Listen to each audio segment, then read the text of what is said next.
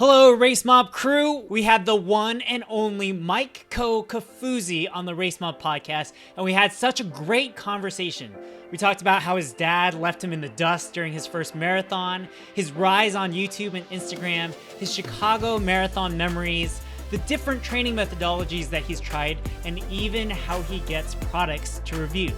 Here's a great clip from our hour-long conversation where Mike reflects on YouTube and the specific strategies he would use if he were to start all over again.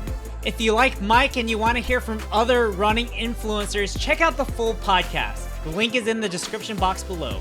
Well, I mean, so much of our audience knows you from YouTube. And so talk to us about your YouTube journey. I know that you've been vlogging on YouTube for a long time. I've looked back at some of the very, very, very early videos and where you got started, and probably a similar story to like Seth DeMore, who we also had on the podcast, of like early vloggers, daily vloggers, all that stuff. So walk us through kind of your journey on YouTube. Yeah, so with YouTube, it didn't start out like I love running and I'm going to start making these running videos. I loved videos, and so I started making videos. I mean, back then, you know, that's when like daily vlogging was like, everyone was daily vlogging. You weren't vlogging unless you were daily vlogging. So, you know, I kind of fell into that. But what I found about that is that like it really makes you think about like your routine and a workflow that you can manage over a long period of time, which sounds familiar. It sounds exactly like running in a training plan. And so like it was times where it was tough and I wasn't really motivated to do it, but I had made this kind of like commitment to myself, you know, to take time out of family time and work time, that I was going to do this for some reason. I just needed the creative outlet, and this is the outlet that was in front of me. And I was like, videos are fun to watch. I'm really enjoying them. And I already know how to do like most of these things, but I never put them together in like such a tight schedule like this before. And let's see what happens when I do that. And then eventually, you know, I think not so much my family didn't get tired of me putting a camera in their face all the time. I got tired of putting my camera in everything all the time. So I was like, well, I've been running a lot lately. So, because I came back to it eventually. And I was like, I've been running a lot. What if and you know, some of the daily vloggers were doing a lot of running too. So like, what if I bring my camera along for my runs? Then I've got like a lot of the film for the day that I need, plus my running done at the same time. That seems like a pretty efficient use of time. And then that kind of just clicked, and I just kept pushing and following, like, where is this going? And it kind of, you know, it's still kind of, I don't know where it's going yet still, but I just started going that way and I went with it. Yeah, and I know that you have probably the best, what we call B-roll in the industry. I know when we first started kind of the podcast and getting on Instagram, I was checking out all of your videos, how you were recording things, the equipment that you were using, the GoPros that you were using, your camera mounts, all of that. And I just love how open and honest you are on your YouTube channel, just giving kind of these tutorials, helping people out when they have questions, reaching out to people on Instagram when they ask you a question, and comment on your posts and everything. And so I really, really appreciate that. I think it means the world to all the rest of us runners trying to get good camera shots and good camera angles. Good. I mean, that's why I do it. I mean, part of it is like, you know, try to make a video almost every day still now. And so like after a while you're like, I only got so many shoes I could talk about. What else can I talk about here? So you kind of like look around and you're like looking at your computer and you're editing and you're like, all right, I guess today we're learning about editing. So that's kind of where part of that comes from. But the other part is that like, you know, I kind of want to be more of like the running YouTuber kind of thing. And so like part of that is just peeling back all the layers, as many as I can, and like dismantling all like kind of any of the mystique that might be there of like, that's that guy, he can do that, but I can't. I want to take that away and be like, no, I'm that guy. I'm the guy. You know, I'm just a regular guy.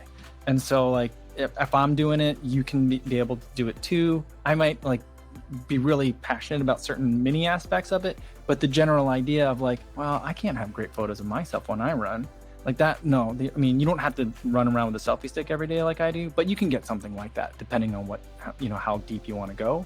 And that's kind of the other part of it too, is the running for me. You mentioned, you know, YouTube and running in social media, like that helped me stay connected to the running, to the ability to share it. And so if that can help other people to stay connected with it too, as maybe vain as it might seem, it's all part of kind of the positive feedback loop that I'm trying to generate. Yeah. Well, I mean, you're absolutely doing it. You're inspiring so many people, a whole generation of athletes, me included. I don't even know if we would have started the video and the B-roll and me getting a selfie stick and this GoPro and all of that stuff had it not been for some of the videos that you put out there. Especially, over the summer, and I was following you in Iowa and, some of the great videos that you had all throughout. Sunset, sunrise, I mean, just incredible stuff. And it's just so inspiring. So thank you for doing that. Thank you for continuing to put that out there. I love it. Let's talk a little bit about inflection points. So, you were on YouTube for 10 years. And it seems like there were maybe 1 or 2 inflection points where you started to gain traction, started to maybe figure out the YouTube algorithm, figure out what types of videos YouTube liked. I know that one of your early videos on GoPros and all of that is still one of your top trending videos on your channel. So walk us through, I guess, when was, do you think, in your mind, the inflection point for when YouTube started picking you up, and what was maybe some of the changes you made on the channel? Yeah, I think that's a great question. I mean, I haven't been on YouTube for quite 10 years. It's probably more like 5 years at this point. I think the main inflection point for me was when I figured out what this channel was kind of about. Because before it was more of a hodgepodge. And I don't think that YouTube figured out what it was about.